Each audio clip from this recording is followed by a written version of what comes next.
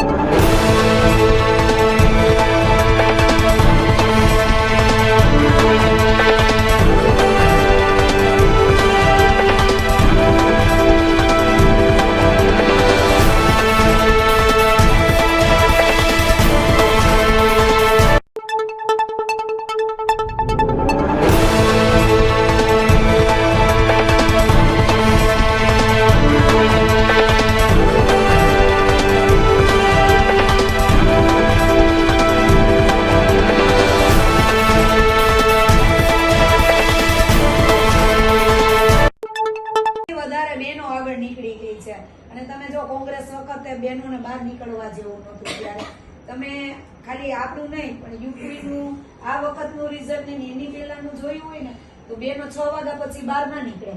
ત્યાર પછી યોગીજી આવ્યા પછી હું પ્રચારમાં ત્યાં ગઈ હતી. મને ખ્યાલ છે કે રાત્રે અમે 2 વાગે પ્રચાર કરીને આવતા ને ત્યારે એક ગાડીવાળા ભાઈ અમને એમ કીધું કે બેન, આ યોગીજી આવ્યા ને પછી જ કે આ બહેનો બહાર નીકળી શકે છે, તમારા જેવા બહેનો આ પ્રચારમાં અહીંયા આવી શકે છે, બાકી બહારના બહેનો કોઈ પ્રચારમાં અહીંયા આવી શકતા નહીં. એ ક્યારે કે મોદી સાહેબ આવ્યા પછી. મારું નામ આશાબેન લીપણ છે. મારો વોર્ડ નંબર 5 છે.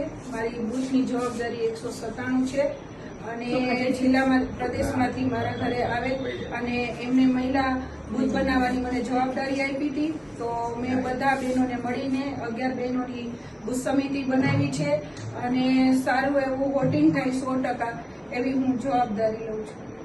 ખૂબ ખૂબ અભિનંદન બેન.